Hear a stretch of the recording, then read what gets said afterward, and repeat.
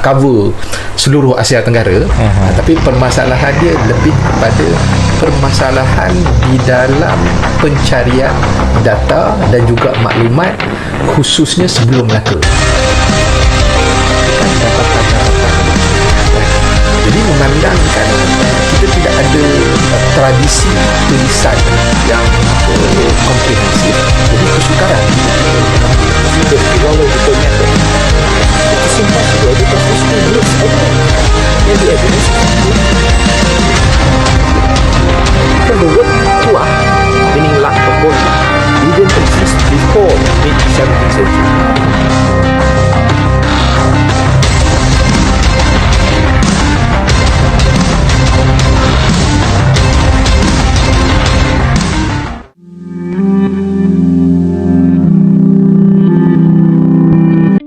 Seterusnya, tajuk dominasi kolonial dalam penulisan sejarah Malaysia, implikasi terhadap pembentukan naratif nasional dan Eropah. Saya, Nur Hasya Edina binti Abdul Khalik, angka giliran 2024 0924 40041 dari unit PSW 1. Berikut merupakan keratan akhbar berkaitan penulisan Eropah dan tempatan berkaitan tentang isu-isu semasa yang terus perdebatan berlaku pada era sejarah. Jadi, ulasan di sini kita akan memperluaskan dan mempengulas satu-satu berkaitan artikel tersebut. Apakah persoalan yang akan merungkai berkaitan tajuk persejarahan Malaysia? Mari kita saksikan.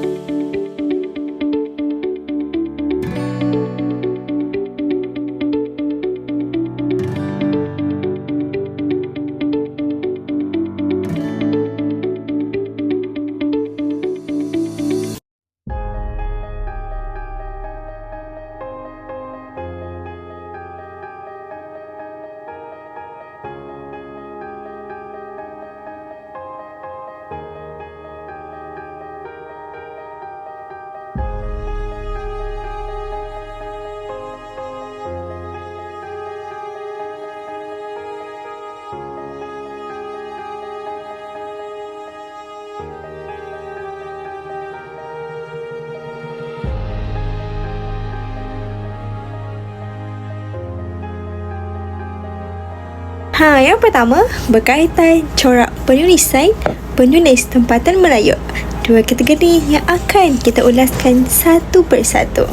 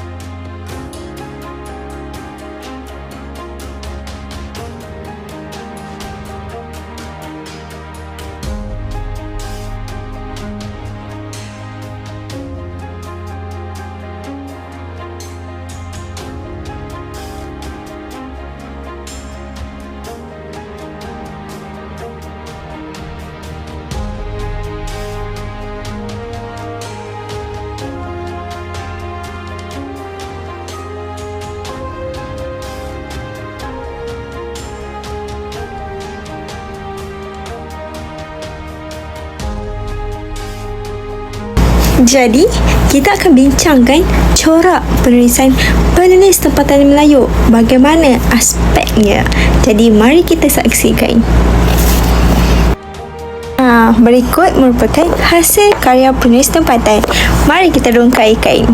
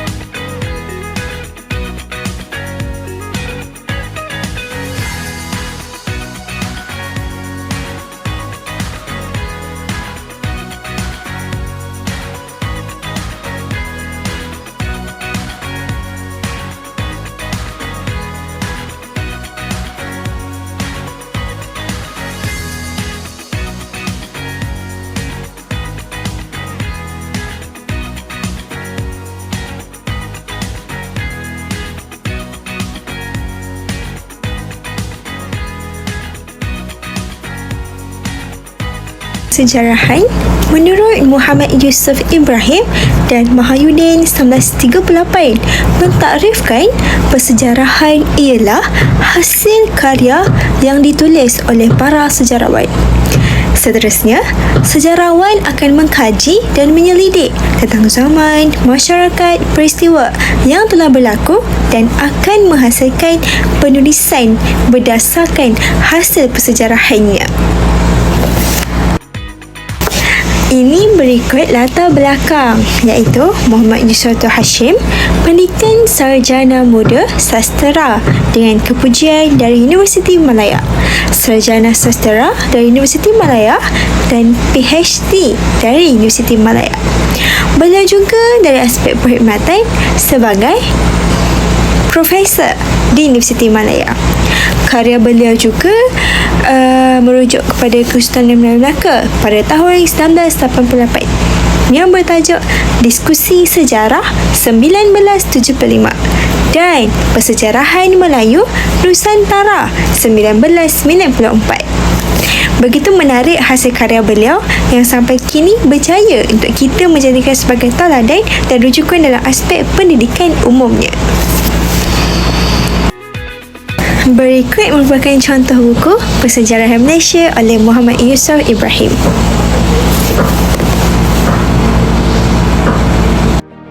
Waktu hikayat Melayu Kesultanan Melayu Melaka, wujudlah daripada aspek magicalnya. Jadi mari kita ceritakan berkaitan corak penulisan Muhammad Yusuf Hashim dari aspek hikayat Melayu. Baiklah, tidak lain tidak bukan, Yusuf Hashim mendapat motif penulisan hikayat Melayu adalah konsep raja sebagai berdaulat yang dapat mengikat rakyat untuk taat setia kepada perintah raja. Kemudian, hikayat Melayu mempunyai gaya bahasa sastera yang cukup baik. Teks ini juga menggunakan bahasa Melayu sebagai persuratan yang mudah difahami. Gaya bahasa yang digunakan dalam teks ini ialah gaya bahasa Melayu klasik. Ia menunjukkan keunikan dan juga kepelbagaian metafora dan signifikasi berkaitan penulisan beliau. Bukan itu saja corak penulisan Muhammad Yusuf Hashim, tema hikayat Melayu. Baiklah, keunikan tema ni, tema hikayat Melayu ni dia mengisahkan hubungan politik raja kecil dan keluarganya serta keturunannya dengan keluarga Bugis di Johor yang saling bermusuh-musuhan pada sepanjang abad ke-18 dan awal abad ke-19. Hikayat ini juga mengisahkan hubungan politik anak-anak raja kecil seperti Raja Alam dan Raja Buang, iaitu Tengku Mahmud dengan kuasa dan kerajaan setempat seperti Terengganu, Kepulauan Riau, Palembang dan Kampar. Bukan itu saja, berdasarkan corak penulisan Muhammad Yusuf Hashim bertemakan hikayat Melayu. Baiklah, seterusnya, antara kewajaran tema politik terutamanya dari aspek susu galuh keturunan raja kecil iaitu pergolakan politik yang berlaku antara siapa? Antara Sultan Mahmud dan Raja Buang. Jadi, perkara ini berlaku kerana pergaduhan Bugis dan Siak dan seterusnya kepada kisah Raja Akil. Baiklah, implikasinya berlakunya pergaduhan dan perselisihan faham yang berlaku antara Raja Alam dan Raja Buang yang disebabkan oleh ini. Jadi, Raja Kecil mempunyai 2 orang isteri. Raja Alam merupakan anak pertama daripada isteri pertama yang berketurunan Siak. Manakala Raja Buang merupakan anak pertama daripada isteri kedua yang bernama Raja Buang. Raja Buang ini mempunyai asal Johor serta mempunyai nasab yang baik daripada ibunya berbanding Raja Alam. Berikut merupakan susu galuh keturunan Raja Kecil. Tambahan pula, menurut Muhammad Yusuf Hashim, Raja Kecil ingin menuntut tahta kerajaannya. Setelah siapa? Setelah Sultan Mahmud II mangkat, dibunuh dan tidak meninggalkan surat lelaki. Jadi dia berusaha untuk meyakinkan orang-orang Melayu dan orang laut di Johor dengan menyebarkan kepercayaan turun-temurun bahawa dia sebenarnya putera tunggal Sultan Mahmud II. Bukan itu sahaja, Raja Kecil perlu mendapatkan sokongan pihak orang laut dalam memecahkan ikatan pihak Melayu Johor dengan Bugis. Implikasinya apa? Berlakulah pergaduhan dan perselisihan faham yang berlaku antara Raja Alam dan Raja Buang disebabkan oleh hal tersebut. Hal ini menyebabkan berlakunya perebutan kuasa antara Raja Alam dengan Raja Buang disebabkan keturunan. Jadi, perkara ini lagi menimbulkan rasa tidak puas hati Raja Alam apabila Raja Buang dilantik menjadi Sultan Siak. Disebabkan apa? Disebabkan Raja Buang lebih berhak dari segi nasabnya yang berketurunan Gahara. Walaupun Raja Alam sebagai anak yang pertama atau anak yang lebih tua, Raja Alam tidak dilantik menjadi Sultan Siak disebabkan oleh dua faktor, iaitu keturunan dan nasab.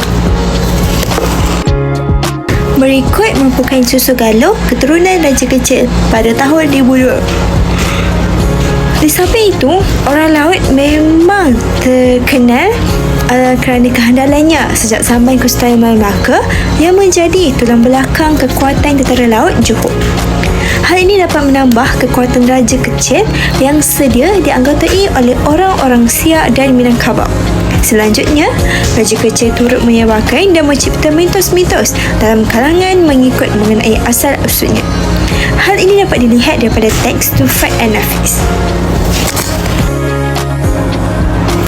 Teks Tufat An-Nafis mengenai susu galuh Raja Kecil.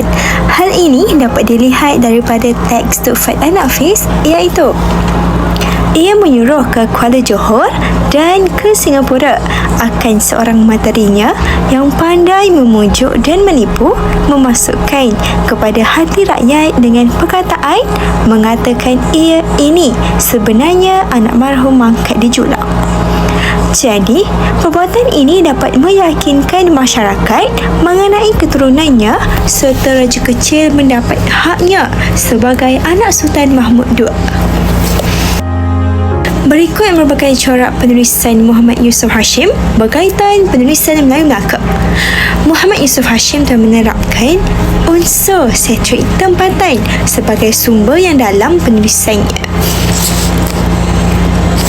Beliau juga memerihalkan kebolehan dan keupayaan tokoh dalam melaksanakan, sebagai contoh, penulisan Kesultanan Melayu Melaka.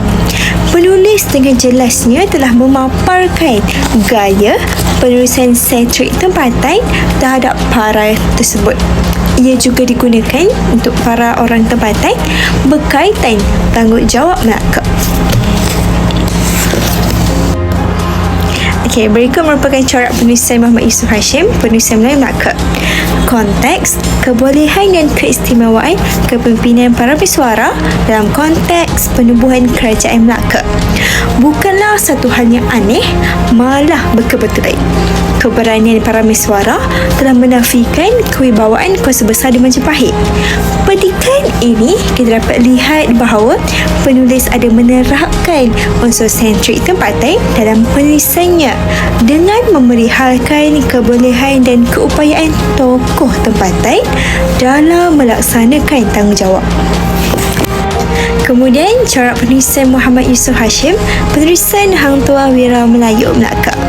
Jadi, apa yang terdapat? Petikan terdapat pada karya, iaitu sifat juang Hang Tuah terselah sejak kecil apabila beliau dan rakan-rakannya berjaya menewaskan Lanut di sebelah pulau. Kesannya ini membolehkan Hang Tuah diterima Raja Bantai sebagai pahlawan, apatah lagi setelah beliau menyelamatkan bendahara daripada menjadi mangsa mengamuk. Perjuangan Hang Tuah paling bermakna apabila beliau berjaya menghapuskan Hang Jebat yang menderhaka, sahabat karibnya, atas rasa tanggungjawab dan kecintaan kepada tuannya dan negara. Adalah corak penulisan Muhammad Yusof Hashim berkaitan penulisan Hang Tuah Wira Melayu. Selain itu, terdapat juga petikan lain yang menggambarkan corak penulisan yang diterapkan oleh Muhammad Yusof Hashim, iaitu Keunggulan Hang Tuah sebagai seorang pahlawan yang bijaksana telah menarik perhatian Kisnarayan lalu memilihnya sebagai duta benua Keling ke China. Hang Tuah turut berjaya mengalahkan orang-orang Feringgi di kedua-dua benua itu. Jadi, dalam petikan itu, kita dapat melihat dengan jelas ciri sentrik tempatan yang ditonjolkan dengan menceritakan kehebatan Hang Tuah tanpa mengkritik ataupun menyangkal kehebatan tersebut. Istimewanya, contoh karya lain yang dihasilkan oleh Muhammad Yusof Hashim. Yang pertama, Persejarahan Melayu Nusantara 1988. Yang kedua, Sejarah Melayu edisi Sheleber 1978. Yang ketiga, Tradisi Persejarahan Pahang Darul Makmur 1992. Dan terakhir, yang keempat, Tun Perak dalam Dinamisme Ketamadunan Bangsa 1996. Berikut merupakan contoh buku karya lain Muhammad Yusof Hashim. Betapa unik dan cantiknya hasil karya buku tersebut. Buku Tun Teja yang bercover warna hitam juga menarik perhatian berkaitan dengan negeri Pahang Darul Makmur kerana warnanya hitam putih sebagai lambang entiti negeri tersebut. Iktibar daripada hikayat Melayu. Yang pertama, hikayat Melayu mengisahkan tentang konflik hubungan politik antara raja kecil dan keluarganya serta keturunannya dengan keluarga Bugis di Johor. Jadi, fakta menarik, pada zaman dahulu sudah berlakunya titik pergolakan dalam politik. Kesannya, kehidupan negara tidak berada dalam keadaan yang damai dan harmonis. Sebagai contoh pergolakan politik di Melaka, segelintir pemimpin politik sibuk mengatur kuasa untuk meneruskan kepentingan peribadi dalam bidang politik. Jadi, corak penulisan hikayat Melayu inilah yang dapat memberi impak kepada dunia politik sekarang untuk mengambil iktibar dan tauladan. Iktibar hikayat Melayu, contohnya Kerajaan Akbar tentang hikayat Melayu kolonial dakwah dan juga berkaitan dengan konflik tersebutlah. Keluarganya Bugis di Johor, pergolakan politik Melaka, cetus kegelisahan rakyat 7 Oktober 2021. Jadi waktu ni juga Kerajaan Akbar telah terwujud dan menyebabkannya sebagai isu. Iktibar hikayat Melayu, contohnya hikayat Melayu mengisahkan tentang konflik hubungan politik antara raja kecil dan keluarganya. Pergolakan politik di Melaka menjadikan pentas politik negara sentiasa diisi dengan drama orang Bugis di Johor. Perbuatan kuasa yang tidak berkesudahan pada saat rakyat belum mampu menarik nafas lega akibat kesempitan ekonomi dan tekanan pandemik COVID-19. Segelintir pemimpin politik sibuk mengatur aktor titik pergolakan kuasa untuk meneruskan survival politik masing-masing. Tidak sedikit yang meluahkan rasa sedih dan terkilan dengan senario yang sedang berlaku. Tak berada dalam jika diikutkan titah yang di-Pertuan Agong, sama ada melalui ucapan perasmian sidang parlimen atau dalam beberapa kenyataan rasmi istana. Sepatutnya setiap ahli politik memberikan tumpuan kepada kepentingan rakyat, bukannya berbalah demi kuasa dan pangkat. Namun, nampaknya nasihat dari institusi istana yang paling tinggi dan disegani itu pun tidak diendahkan oleh kelompok berkenaan. Mungkin ahli politik yang bersikap demikian hanyalah sedikit sahaja. Namun, tindakan dan lagak mereka menjadi tontonan seluruh rakyat sehingga mengikis keyakinan kepada institusi politik dan juga kepartian dalam negara. Ini juga menyebabkan Melaka berjaya mengatur kuasa peribadi dalam corak penulisan tersebut. Jadi, Iktibar Kesultanan Melayu Melaka edisi kedua menunjukkan bahawa unsur sentrik Muhammad Yusof Hashim berkaitan dengan sistem pentadbiran pada zaman Kerajaan Melaka. Melaka melambangkan sebuah kerajaan yang berdaulat. Sebagai contoh, kerajaan yang berdaulat Melaka menggunakan sistem pembesar 4 lipatan. Selari dengan kerajaan pada masa kini, dengan adanya sistem pentadbiran yang kukuh dan mantap, rakyat dapat hidup dalam keadaan yang harmonis dan selesa. Kerajaan juga mengamalkan sistem rajin berperlembagaan dan demokrasi berparlimen bagi mengutuhkan sesuatu sistem pentadbiran di negara.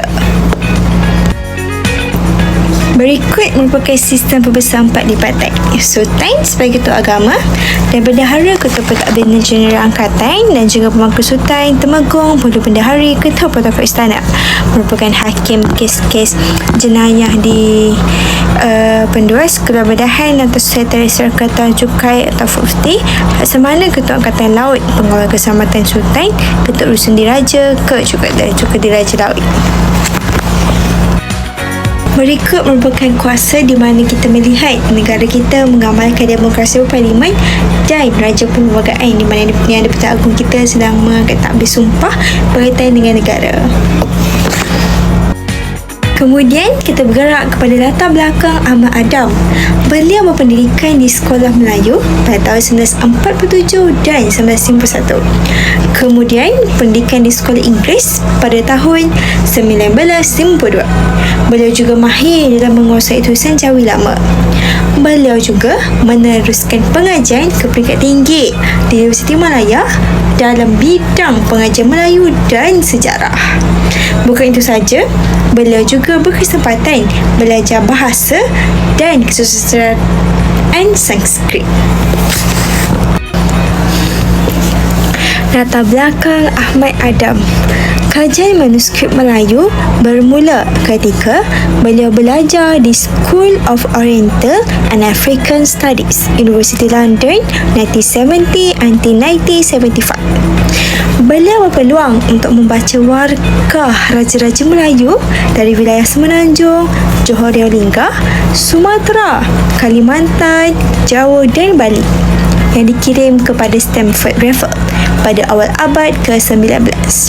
Karya yang telah diterbitkan ialah Suratul Salatin pada tahun 2016. Seterusnya, Hikayat Hang Tuah atau Hikayat Hang Tuah 2018 dan Hikayat Raja Pasai 2019. Antara sejarah dan mitos Melayu dari wilayah dan historiografi Malaysia, Kalimantan, Jawa dikirim kepada Stanford. Berikut merupakan contoh karya berdasarkan Hikayat Pasai. Buku tersebut memberikan keunikan kepada pembaca berkaitan dengan sejarah terdahulu. Berikut merupakan corak tulisan Ahmad Adam antara sejarah dan mitos. Sejarah Melayu dan Hang Tuah dalam historiografi Malaysia antara sejarah dan mitos. Jadi, Ahmad Adam merungkai persoalan kebolehpercayaan sejarah Melayu sebagai sumber sejarah yang utuh. Beliau juga mempersoalkan kewujudan Hang Tuah dan identiti sebenar penulis sejarah Melayu yang masih misteri. Tun Sri Lanang disebut sebagai pembawa sahaja dan bukannya penulis. Sejarah Melayu mula disalin oleh beberapa orientalis barat seperti Stanford Raffles. Ia juga mengetengahkan teks konsentran dari Rusia. Corak penulisan Ahmad Adam yang kedua, antara sejarah dan mitos sejarah Melayu dan Hang Tuah dalam historiografi Malaysia antara sejarah dan mitos, iaitu Ahmad Adam. Bab 6 yang bertajuk Betulkah Hang Tuah wujud? Bahasa Melayu yang dipertuturkan pada hari ini banyak dipengaruhi oleh Jawa kuno, Jawa Tengahan dan Sunda. Sebutan Jawi Lama yang mengelirukan ramai presensi sejarah Melayu. Makna tuah masih tidak muncul mengikut zaman Hikayat Hang Tuah. Mengikut ejaan Jawi Lama, yang lebih tepat ialah tuha atau toh, yang bermaksud tua atau taruhan. Corak penulisan Ahmad Adam Hikayat Raja Pasai 2019. Baiklah, Hikayat Raja Pasai menurut Ahmad Adam, ia juga merungkai perkara yang lebih mendalam terhadap karya yang sedia ada seperti Hikayat Raja Pasai. Ia juga mengetengahkan aspek tasawuf dalam karya itu. Karya terawal dalam historiografi Melayu, Islam yang melakarkan zaman permulaan kedatangan Islam di Sumatera.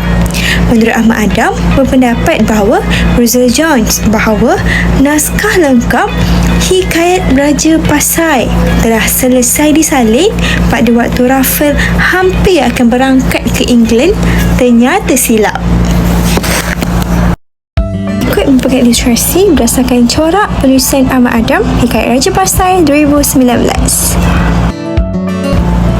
Berikut merupakan contoh karya lain yang dihasilkan oleh Ahmad Adam. Yang pertama, The Vernacular Praise and the Emergence of Indonesian Consciousness, 1895 hingga 1913. Yang kedua, Suara Minangkabau, Sejarah dan Bibliografi Akbar dan Majalah di Sumatera Barat 1900 hingga 1941, 2012. Yang ketiga, Suratul Salatin 2016. Yang keempat, Tawarikh Melayu dan Melaka, esei-esei pilihan 2017. Seterusnya, Hikayat Hang Tuah atau Hikayat Hang Tuah 2018. Terakhir, The Sejarah Melayu Revisited, a collection of 6 essay 2020. Berikut merupakan contoh karya buku beliau yang begitu menarik dan unik untuk kita sebagai pembaca untuk mengulas dan membuat pembacaan. Bukan itu saja, buku Suara Minangkabau juga antara salah satu contoh buku yang menarik untuk kita baca. Seterusnya, iktibar daripada corak penulisan dan contoh karya Ahmad Adam. Di bawah kata kunci, meyakinkan pembaca dengan penegasan yang digunakan dalam penulisan Ahmad Adam. Jadi, Ahmad Adam dikenali sebagai orang yang teguh dengan pendapat sendiri. Perkara ini juga dapat dilihat dalam penulisannya yang sering menggunakan penegasan di samping bukti yang digunakan. Ia mampu mengukuhkan setiap pembacaan.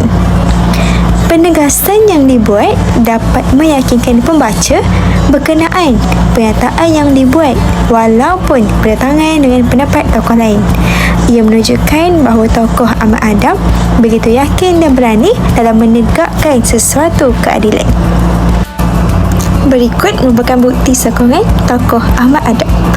Beliau menyatakan pernyataan yang dibuat bukanlah untuk merendahkan pekerjaan dan kesejanaan mana-mana pihak, namun ia hanyalah merupakan satu usaha untuk mengajak para peminat sejarah tanah air agar berfikir dan menilai secara kritis mana-mana bahan sejarah yang digunakan sebagai sumber dan menghayati falsafah sejarah yang memberatkan kebenaran, yakni berasaskan kepada bukti-bukti yang bersifat objektif. Bukan itu saja, Hikayat Hang Tuah. Misalnya, Ahmad Adam dalam penulisan Hikayat Hang Tuah menegaskan bahawa nama sebenar Hang Tuah adalah Hang Tuha. Walaupun sebilangan besar pengkaji sejarah lain menyokong nama Hang Tuah, namun Ahmad Adam tetap dengan pendirian beliau yang menyatakan hero Melayu itu bernama Hang Tuha. Jadi, tidak lain dan tidak bukan, iktibar daripada corak penulisan dan contoh karya Ahmad Adam di bawah kata kunci meluaskan pemahaman pembaca dengan mempelbagaikan bahan sumber.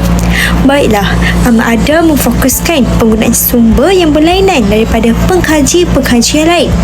Hal ini sekaligus membantu pembaca untuk mempelbagaikan skop pemahaman dan membuat perbandingan antara sumber-sumber yang digunakan. Bukan itu saja, Ahmad Adam berpendapat bahawa kepelbagaian sumber dapat membantu untuk meningkatkan kefahaman pembaca agar lebih bijaksana dan terbuka. Baiklah, seterusnya iktibar daripada hasil corak penulisan karya Ahmad Adam. Beliau, berdasarkan penulisan Ahmad Adam, ia mementingkan bukti dan sumber yang sahih. Ahmad Adam amat menitik beratkan sumber yang sahih kerana dalam membuat kenyataan berkenaan sejarah, Melalui pengumpulan masa dalam sejarah juga diambil perhatian penting oleh Ahmad Adam. Ahmad Adam berpegang teguh dengan prinsip jangan berbohong dan jangan menindas atau mengolokkan perkara yang benar. Baiklah, bukti sokongan antara berdasarkan karya tokoh Melayu kita sama ada mitos ataupun fakta. Hang Tuah Original Malaysia, Ahmad Adam menggunakan 100 Latin naskah Quran Center. Selain naskah yang tertua tetapi jarang digunakan sebagai rujukan para pengkaji, Ahmad Adam dalam penulisan menjenguk kembali sejarah Melayu, persoalan lisensi dan tarikh dalam naskah Quran Center menyatakan, saya percaya tidak ramai orang di Malaysia mengetahui butir-butir mengenai manuskrip ini. Dalam makalah saya bercadang hendak memberikan suatu tafsiran mengenai pengarang dan usia naskah sejarah Melayu dengan membandingkan naskah ini dengan naskah Raffles 18 yang dianggap tersalin dari sebuah naskah Ventertera wujud sehingga kini. Bukti sokongan menurut tokoh Ahmad Adam. Beliau menyatakan bahawa penulisan sejarah bergantung kepada sebanyak mungkin data dan sumber yang tepat. Ahmad Adam bertentangan pula dengan pendapat pengkaji lain berkenaan tarikh pengasasan Melaka yang dikatakan pada 1262 kerana bertentangan dengan kajiannya yang menggunakan sumber Ming Shilo.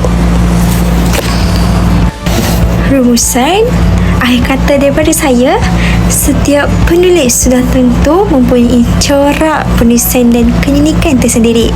Setiap corak penulisan ini mampu untuk membantu masyarakat memahami sejarah dengan lebih mendalam. Setiap penulisan oleh pengkaji-pengkaji tempatan amat penting dalam pengkajian sejarah kita. Perkara ini merupakan satu tanggungjawab bagi pengkaji-pengkaji sejarah dalam memelihara serta mengekalkan keaslian sejarah terdahulu. Bab kata pepatah, meski mati anak tidak meski mati di negeri sendiri. Sekian, terima kasih. Berikut merupakan sumber rujukan yang telah saya dapat bagi mengkaji perjuangan faktor penentangan politis dan juga usaha seseorang tokoh tempatan. Berikut merupakan sumber rujukan yang telah saya dapat bagi mengkaji perjuangan faktor penentangan politis dan juga usaha seseorang tokoh tempatan. Sekian, terima kasih daripada saya, Nur Hasyah Edina binti Abdul Khalid dari unit PHP 1 berkaitan dengan tajuk tugasan. Sekian, terima kasih. Assalamualaikum.